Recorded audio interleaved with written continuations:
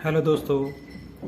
आज मैं जिस देश के बारे में बात करने जा रहा हूँ उस देश के बारे में आपको बता दूँ, यहाँ की दुनिया आज भी पुराने ज़माने के रेडियो बहुत सुनते हैं।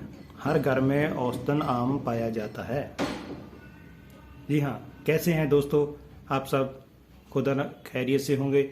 और आप सब के लिए आज मैं एक नए रोमांचक सफ़र की ओर लेके जा रहा हूँ, जिसके बारे में अगर बोला जाए मतलब ये बहुत ही खुशहाल रात को ना सोने वाला देश। जी हाँ, ये बहुत ही खूबसूरत है। वे अपनी खूबसूरती के साथ ही बहुत मशहूर है। और अगर मैं इसकी बात करूँ, इसका नाम है अर्जेंटीना, रिपब्लिक ऑफ अर्जेंटीना।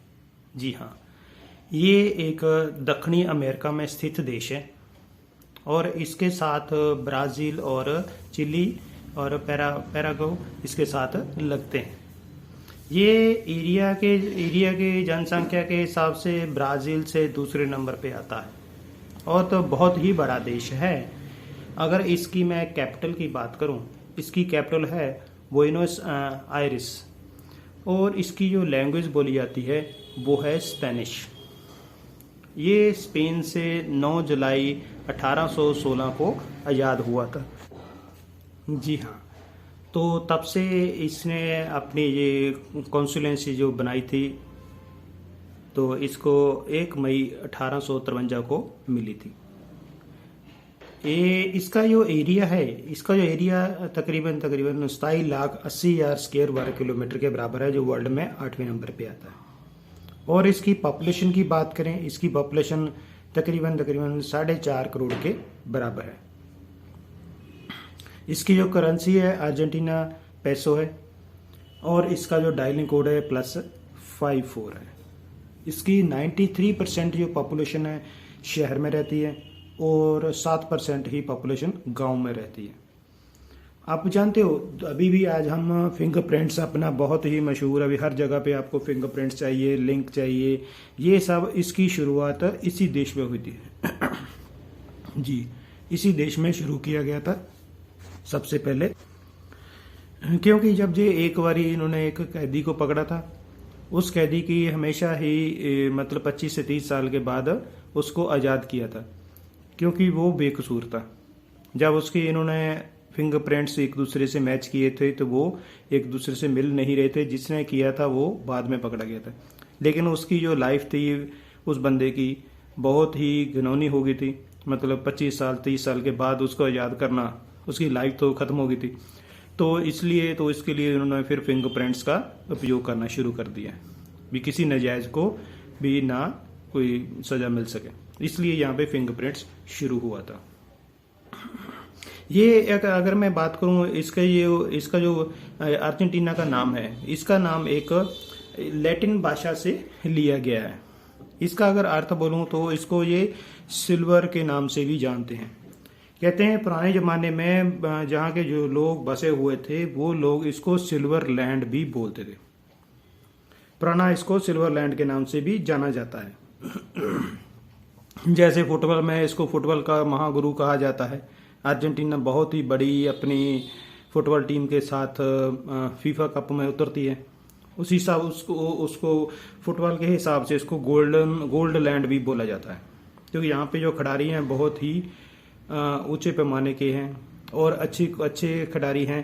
तो वर्ल्ड में जो अभी भी उनको गोल्ड से ऊपर रखा जाता है, तो इसलिए इसको गोल्ड लैंड भी बोलते हैं। इसने बहुत ही बड़े बड़े खिलाड़ी जैसे डियोगो माराडोना और लियोन मेसी, जो बहुत ही मशहूर खिलाड़ी हैं, जो इन्होंने इस देश से हमें मिले थे। तो यहाँ पे टूरिज्म का तो बहुत ही बोलबाला है। टूरिज्म बहुत आते हैं और इसकी कैपिटल इतनी खूबसूरत है जिसको देखने के लिए दुनिया बहुत दूर दूर से आती जाती रहती है। पर इसका एक थोड़ा सा डिफरेंट कारण भी है, क्योंकि ये 19वीं शताब्दी में इनका अपना एक नेशनल वार का अंदर खाते हो गया था, जिसमें इनको बहुत ही लॉस हुआ था और उस वक्त इनको 10 दिनों के अंदर 5 प्रेसिडेंट इन्होंने बदल दिए थे। ये इसकी एक बहुत ही माड़ी आदत हो गई थी उस वक्त, क्योंकि तब यहाँ पे इनकी अपनी बार लग गई थी आपस में तो पार्टीबाजी हो गई थी। तो उस वक्त इनके इमीडिएटली आपको वर्ल्ड में ये पहला रिकॉर्ड है, 10 दिन के अंदर 5 प्रेसिडेंट बदलना एक वर्ल्ड रिकॉर्ड ही है। उसके बाद ये अपने आप में बहुत ही स्थिर हुआ और आप आज की डेट में बहुत अच्छे तरीके से, अच्छे पैमाने से मार्केट में अपने आप को रिप्रेजेंट कर रहा है। अगर इसकी बात खाने की बात करूँ, यहाँ पे लोग बहुत ही खाने के शौकीन हैं, स्पाइसी खाने के। मीट तो यहाँ पे मतलब आम हर जगह पे इनको मिल ही जाता है। तो यहाँ की मीट के साथ साथ ये वाइन का भी बहुत प्रयोग करते हैं। रेड वाइन तो इनकी बहुत ही फेवरेट है, आपको हर जगह पे रेड वाइन आमतौर पे मिल जाती है। ये एक बहुत ही इसका ऐसा रूप है कि यहाँ पे लोग बहुत ही मस्ती करते हैं, एंजॉय करते हैं, लाइफ को बहुत अच्छे तरीके से जीते हैं। कहते हैं ना, यहाँ पे वीकेंड के ऊपर तो बस पूरे दिन रात ये सोता ही नहीं है देश। रात को भी आपको बहुत ही खूबसूरती के साथ ये दिन, रात को भी दिन बना के रखता है। तो यहाँ पे डेटिंग करते हैं, तो डेटिंग में भी ये पूरा एंजॉयमेंट करते हैं। ये देखने लायक है क्योंकि ये डेटिंग के लिए बहुत ही मशहूर देश है। क्योंकि यहाँ पे लड़के जो लड़कियाँ अपनी लाइफ में बहुत ही एंजॉय करती हैं और ये वेस्टर्न म्यूजिक का भी बहुत ही डांस करते हैं।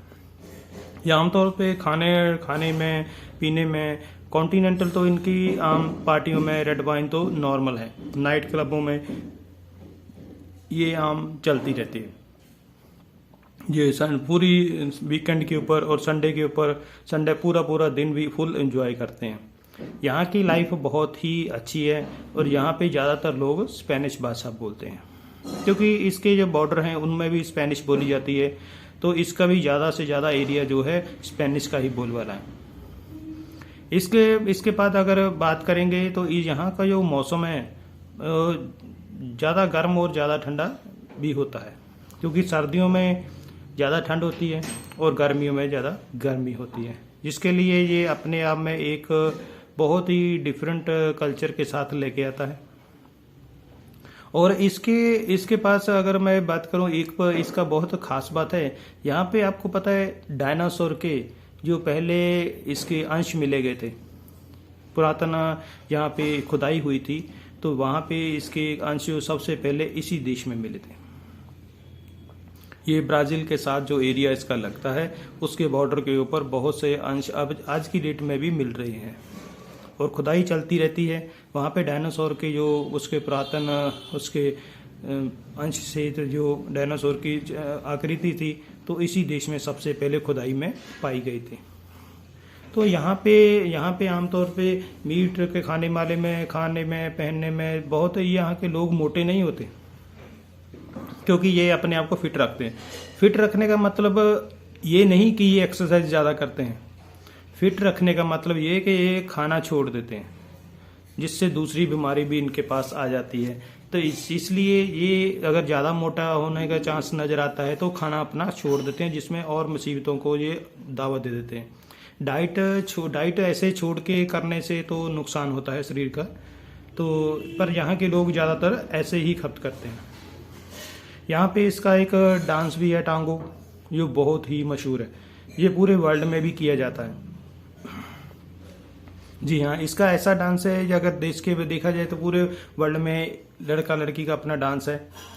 तो बहुत ही अच्छे रोमांटिक तरीके से ये डांस इसको खूबसूरती के साथ करते हैं और इनका नेशनल डांस भी है।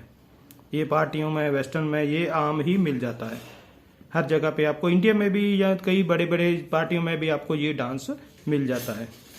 अगर बिजनेस के बारे में बात करें तो बिजनेस की इनके पास बहुत ही बड़ी बड़ी कंपनियां हैं और इसका जो बीच है, बीच का मतलब इसका जो पोर्ट है बहुत ही बड़ा है और बहुत ही हेड ऑफ द टाइग बोला जाता है।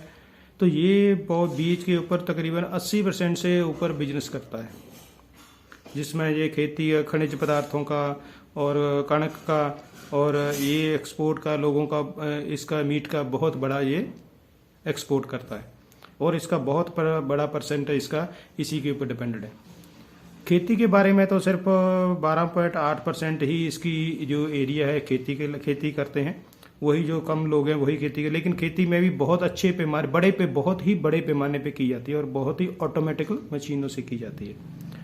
और यहाँ के बच्चे जो लिटरेचर है वो पढ़े लिखे हैं। 99% यहाँ के लोग पढ़े लिखे हैं, क्योंकि 5 साल से लेके 15 साल की उम्र तक तो आपको बिल्कुल इसकी जो पढ़ाई है बिल्कुल फ्री है, और हर बच्चे को कंपलसरी है, चाहे वो गांव में है चाहे मैं शहर में है, उसको कंपलसरी है वो अपनी स्टडी जरूर करेगा। इसलिए ये बच्चों को पढ़ने के लिए भेजते हैं, तो बच्चों की लिटरेचर जो है बहुत ही अच्छी है और पढ़ने के 99% आती है। यहाँ पे आपको बोले ये एक ऐसा देश है यहाँ पे आज भी आपको हर घर में रेडियो मिल जाता है।